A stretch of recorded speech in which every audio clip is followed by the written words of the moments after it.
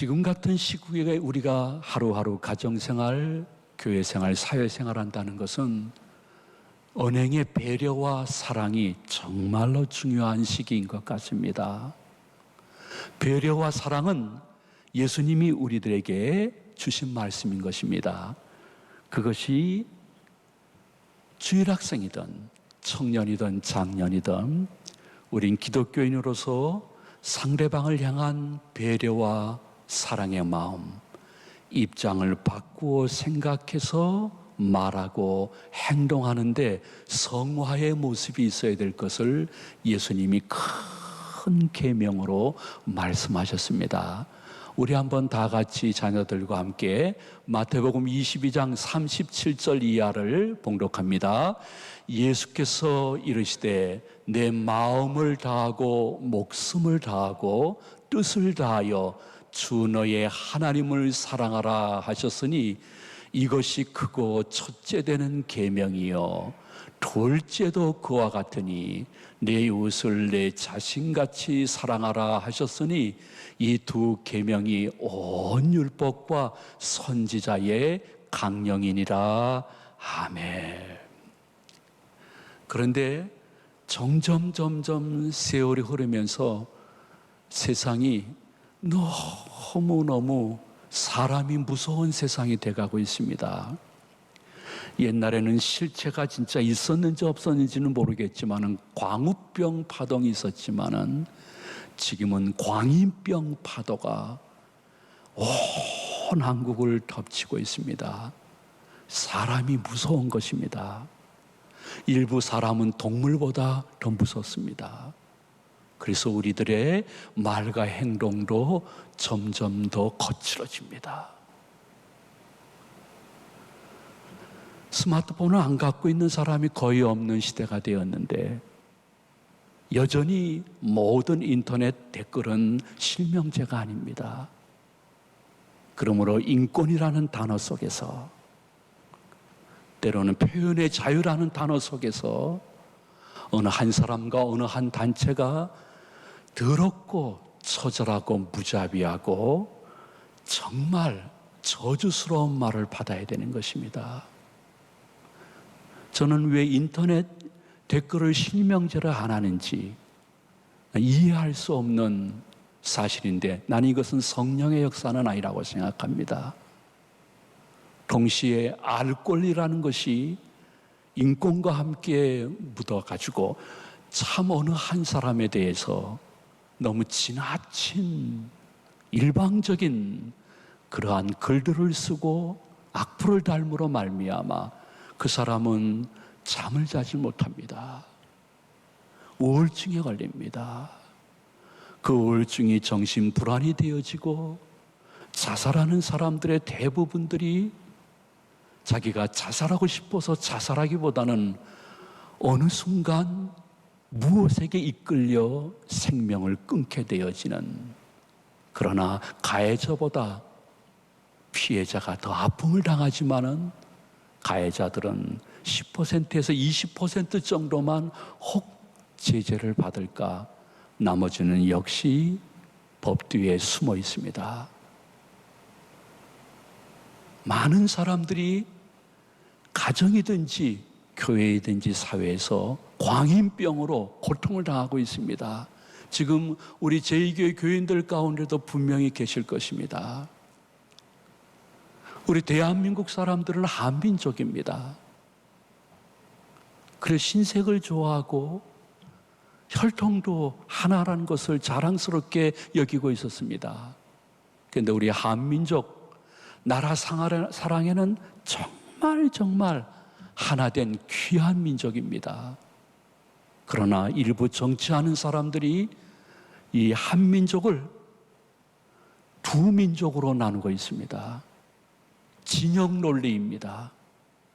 자신들의 이익과 권세를 유지하기 위해서 우리 하나 민족, 대한민국 국민이 진영으로 둘로 나누어서 동물보다 사람이 더 무서운 순간순간을 매일매일 목도하고 있습니다. 정치권뿐만이 아닙니다. 정치권이 둘로 나눠서 끝없이 타협하지 않고 배려하지 않고 사랑하지 않고 자기들만 옳다고 하니까 그것에 온 국민들과 우리 자손들이 사회 학습 효과가 생겼습니다.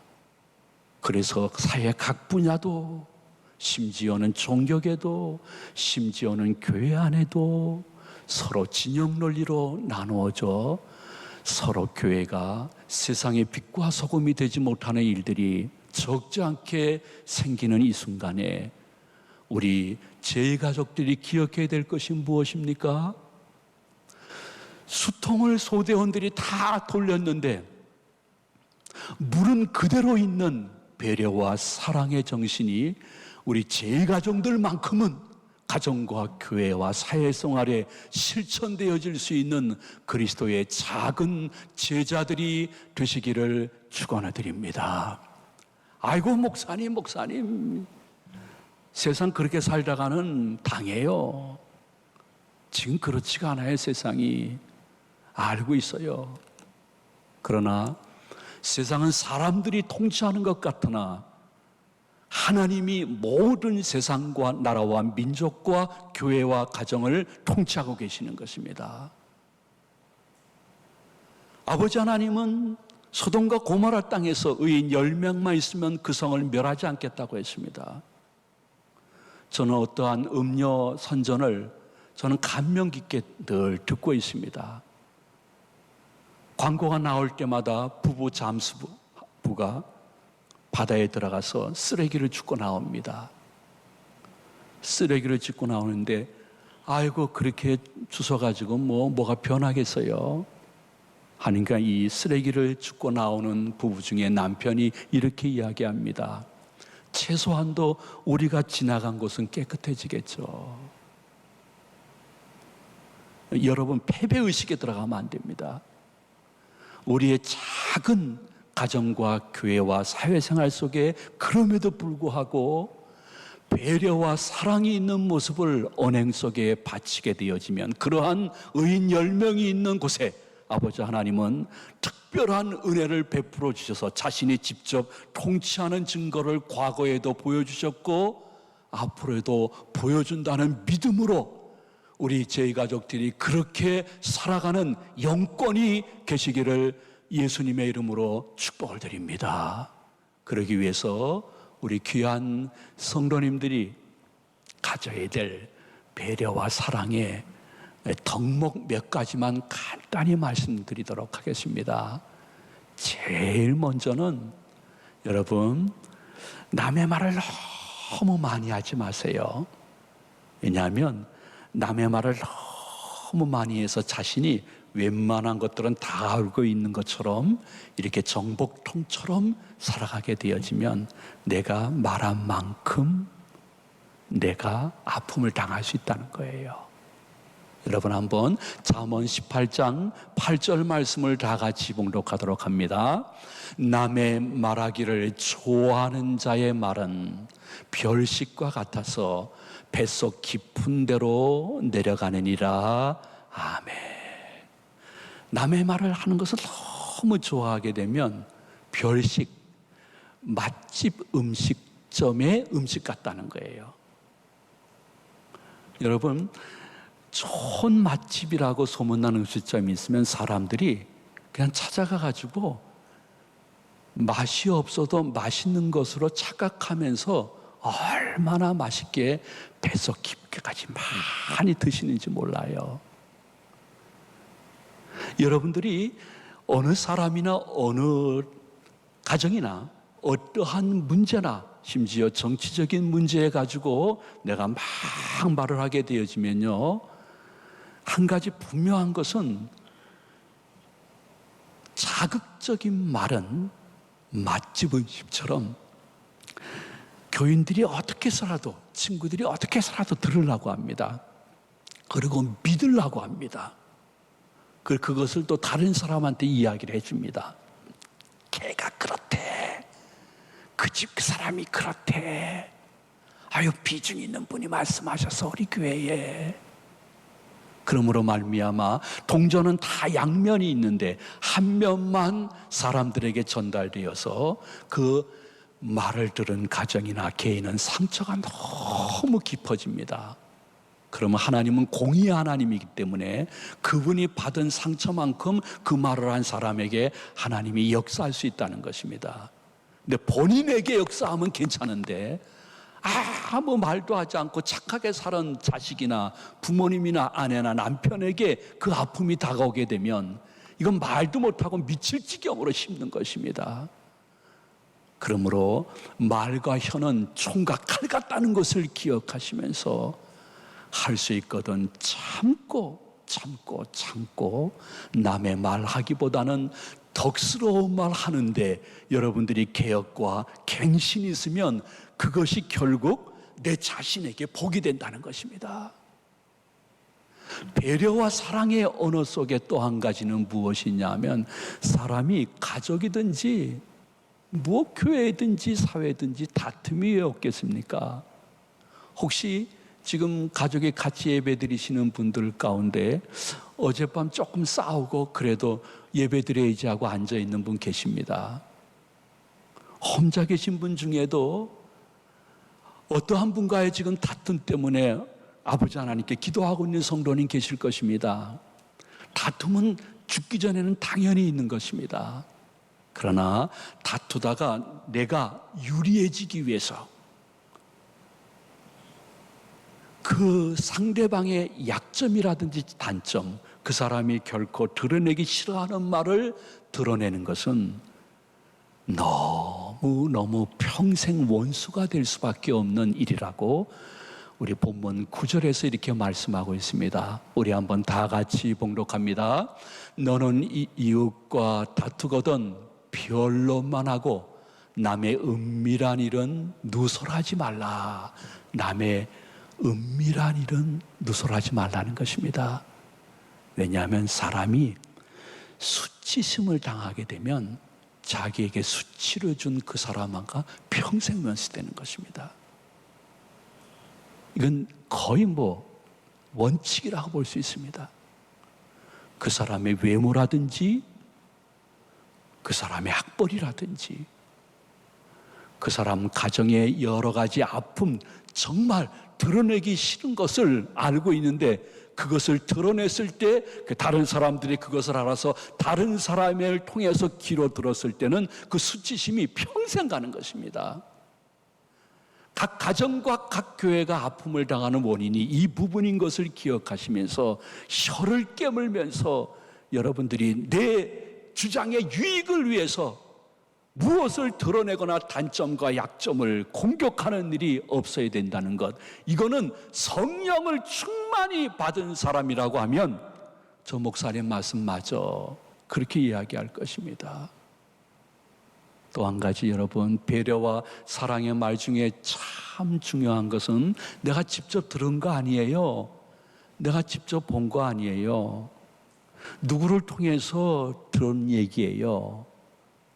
그 얘기를 가지고 상대방에게 자꾸 당신이 잘못했다고, 내가 증거를 갖고 있다고 이렇게 이야기하는 것은 거짓 증인 쓰는 것과 똑같아서 결과가 유익하지 않을 것이라고 18절에서 이렇게 말씀을 하고 있습니다. 우리 한번 다 같이 봉독합니다. 자기의 이웃을 쳐서 거짓 증거하는 사람은 방망이요 칼이요 뾰족한 화살이니라. 아멘. 이거는 가정에서, 특히 교회에서 교인들끼리, 가족끼리 일어날 수 있는 일이에요. 내가 무슨 말을 들었으면 그 상대 가족에게 확인해야 되는 거예요. 내가 교회에서 무슨 말을 들었다고 하면 이것이 사실일까 상대에게 한번 확인하는 시간을 가져야 돼요.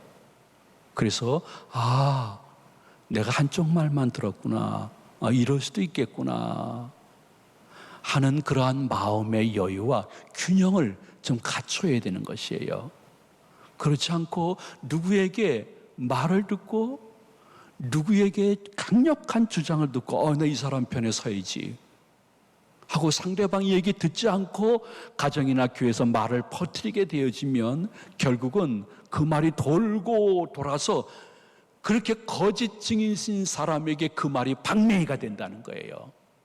칼이 된다는 거예요. 날카로운 화살이 된다는 거예요. 그래서 말은 메아리 치고 말은 씨가 심기어지면 반드시 열매를 맺는다는 사실을, 이거 성경이 아니더라도 웬만한 분들은 다 알고 있을 텐데, 우리 영상으로 말씀을 받고 있는 제 가정 여러분 거짓 증거자로 쓰는 일은 없어야 된다는 것을, 이 말씀을 뼛속 깊이 가슴에 간직하고 실천하는 것이 좋습니다. 왜냐하면 사람들은 미움받는 것보다 오해받는 것을 더 치명적으로 생각하기 때문입니다. 누구에게 오해를 받는다는 사실은, 나 아닌데, 나 진짜 아닌데, 하나님 맹세코처 아닌데요, 왜 이런 이야기가 떠돌게 돼요? 하게 되면 하나님은 그 사람에게 성령으로 유래지만은 그 말에 거짓 증거를 쓴 사람에게는 아버지 하나님이 그 말이 그에게 방맹이가 되고 칼이 되고 뾰족한 화살이 된다고 말씀하시는 것을 우리가 잘 기억하게 되면 좋은 교회의 전통을 이어가고, 이 전통이 다른 교회의 본이 되어지고, 이 전통이 사회를 바꿀 수 있는 역사는 우리에게 힘이 있는 것이 아니라 하나님께 그 권능이 있음을 믿으시기를 축원드립니다. 또 여러분들, 이러한 시국에는 정말 조심해야 될 것은, 이웃집을 다니면서, 즉 나랑 가까운 사람들과 자주 만나면서 우리끼리의 이야기에 대해서 너무 확신을 갖고 있는 것은 큰 거침돌이 될 수 있음을 17절은 이렇게 말씀을 하고 있습니다. 우리 다 같이 봉독합니다. 너는 이웃집에 자주 다니지 말라. 그가 너를 싫어하며 미워할까 두려우니라. 아멘. 여러분, 교회의 공식적인 모임 외에 다른 모임을 자주 몇몇 사람들과 갖게 되어지면요, 놀라운 일이 생기게 됩니다. 그것은 서로가 너무 친숙해져 가지고 서로에 대한 기본적인 예의가 없어지게 됩니다. 즉 언행의 절제가 사라지게 되어집니다. 그래서 속에 있는 깊은 예의까지 다 하면서 서로 이해를 하고 더 아주 돈독해지죠. 그런데 성경은 말합니다. 경계심이 없고 절제심이 없고 그저 모든 이야기를 다 허물없이 하는 상태가 되어지면 언젠가 상대방이 너를 싫어하고 너를 미워할 것이다. 왜? 너무너무 속속들이 모든 것을 알고 있기 때문에 감정의 변화가 있고 상황의 변화가 있으면 그 말하지 말아야 될 그것까지 다 다른 사람에게 이야기함으로 말미암아 제일 가까웠던 사람이 제일 원수가 된다. 여러분, 가족끼리 예배를 드리고 있다고 하면 여러분 서로 마음속에 기억해 주십시오. 혼자 예배를 드리지만 다시 내일서부터 사회에 나가야 될 성도님들 자주 마음속에 기억해 주시면 좋겠습니다. 남의 말 많이 하지 마십시오. 나나 내 가족이 당할 수 있습니다. 다툼은 있을 수 있으나 내 유리함을 위해서 상대방의 약점과 드러내지 말아야 될 말 드러내지 마십시오. 그리고 내가 직접 보고 확인한 것도 아닌데 한 사람을 두둔하게 되어지면 거짓 증인 쓰는 것이라 이것은 하나님이 원치 않는 결과가 있을 수가 있습니다. 동시에 너무 가까운 분도 없어야 되고 너무 멀리 떨어진 분도 없어야 됩니다. 그것은 피차간에 서로 미워하고 실망하지 않기 위한 귀한 비법이라는 것을 기억하시면서 여러분 한번 이러한 거 생각해 보셨습니까? 예수님이 내 이웃을 내 자신처럼, 옛날 성경에는 내 몸처럼 사랑하라 이렇게 말씀하시고 본인도 그것을 실천하셨는데 그 이웃이 누굴까? 내가 마치 내 자신처럼 내 몸처럼 사랑해야 될 이웃이 첫 번째 대상은 누구일까? 그 이웃은 바로 지금 같이 예배드리고 있는 그 가족입니다. 예배드리진 않지만은 다종교를 갖고 있으나 혹은 교회를 미워하고 있으나 그분이 네 몸처럼 네 자신처럼 사랑해야 될 이웃이라고 말씀하고 있습니다. 즉 배려와 사랑을 다른 사람이 나에게 주기를 원하기보다는 내가 먼저 행해야 된다는 것이죠. 여러분, 예수님이 말씀하시는 배려와 사랑은 그림으로 그린다면 세모날까요?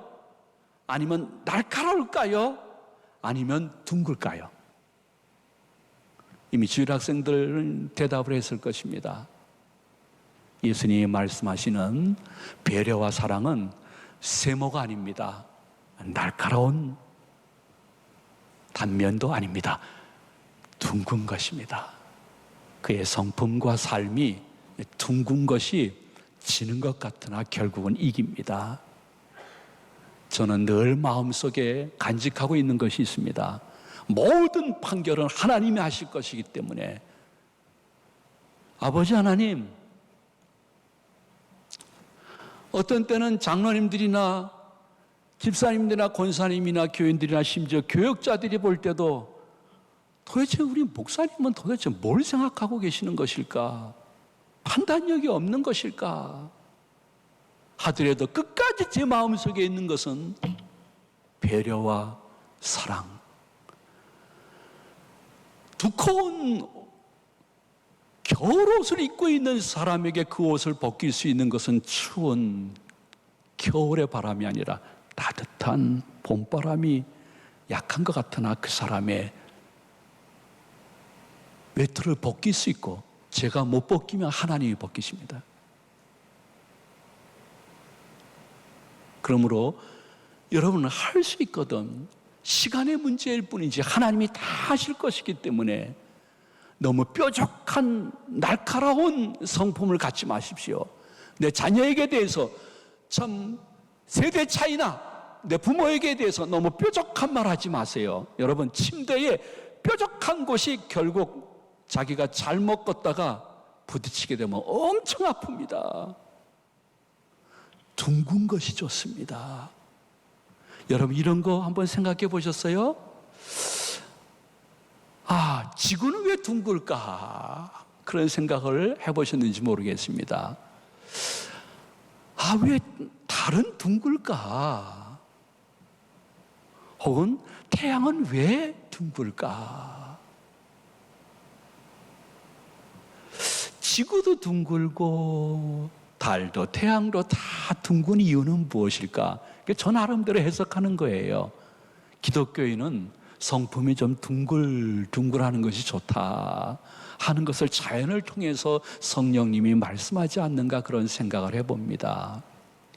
가족끼리 오래 살면 오래 살수록 날카로우면 서로 부딪혀가지고 아픔이 있습니다. 가족끼리 산 지가 꽤 오래됐으면 서로 둥근 달처럼 성품이 변하게 되어지는 것이 얼마나 좋은 것이, 둥근 성품이 되어지면 큰 문제가 어느덧 작은 문제가 되어지고 큰 아픔이 작은 아픔이 되는 것을 이미 여러분들 가운데 경험하신 분들이 계실 것입니다. 여러분, 둥근 달을 보면서 승질내는 사람 봤습니까? 거의 없을 것입니다. 둥근 보름달을 보면서 신경질 내거나 마음속에 독한 생각을 갖는 분은 거의 없을 것입니다. 둥근 보름달을 보게 되어지면 사람들의 마음이 포근해지고 왠지 옛 추억이 생각나고 그리고 마음속에 독한 마음이 없어지는 거예요. 성품이 둥근 사람이 한 사람 가정에서 끝까지 그것을 지킨다고 하면,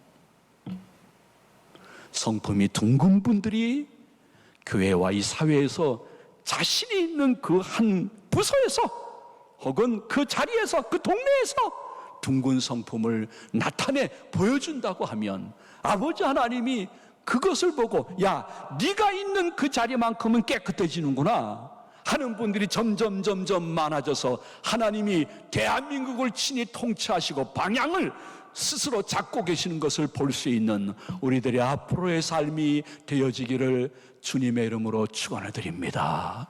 말씀 속에 혹시 깨달음이 있는 분은 오늘 하루 이 말씀을 조금 되새김질하면서 하나님의 깊은 다시 한번 주시는 은혜를 삶 속에 적용하는 아름다운 한 주간이 되어지기를 이 말씀을 준비해 주신 예수님의 이름으로 축원을 드립니다.